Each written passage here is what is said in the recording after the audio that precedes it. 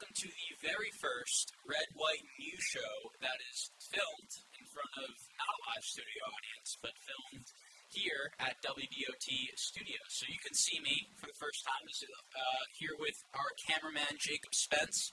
I don't know if he's being caught on our B-Bar cam that's back there. Say hi, B-Bar. Wave to B-Bar cam. Yeah, there it is. So, obviously this is a little different for us. We are going to have some music running in the background as usual. We're going to be talking about our normal topics that we normally talk about.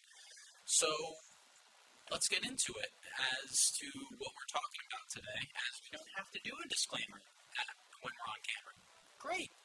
Well, do we? I don't know, and I don't really care.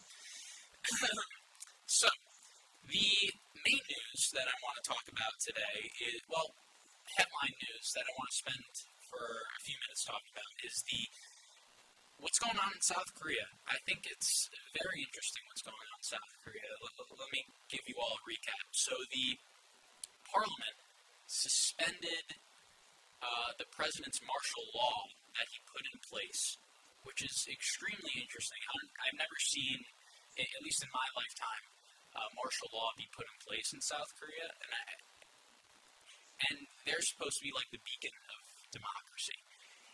How do you be the beacon of democracy while being in a martial law state and also having chaos? And they had protests opposing the martial law. So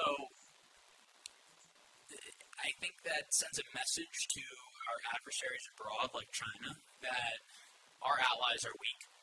We need to see that.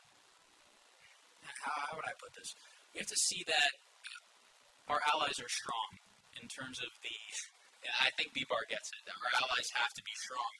That we have to be strong and resolute against threats like China. And China sees what's going on in Korea as America is weak abroad. We can't control our allies. We can't control what's going on. So what we have to do is we have to shore up our allies by, number one, providing any military support that they need in order to keep the peace there, because obviously they're not doing it themselves, and this is a great example of what's going on in countries like South Korea. Also, allies like Thailand have had democracy protests, so we need to take a look at our allies and shore them up politically. Maybe through military force, I don't know, some kind of force would be applicable here. And I think that's the way we have to do it. So, what else can I say about this topic? Not really too much. But in terms of South Korea, I just want to say that I used to have family that lived in South Korea. So I guess it's a little more personal for me that this is going on. But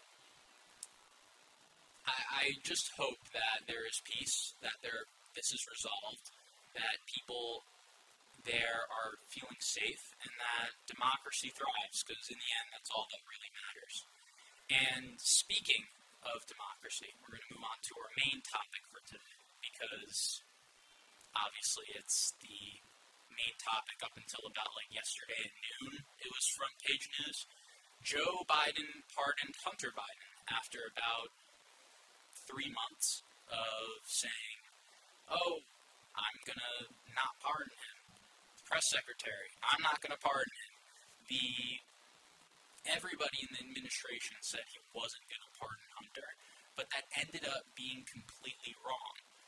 What does this mean for our democracy? What does it mean for our trust in government? Well, let me tell you at least my take, and what many people have been saying, is that it kind of undermines the trust that we have in government and the trust we have in political officials to keep their personal and professional, I don't know in terms of how we describe political officials,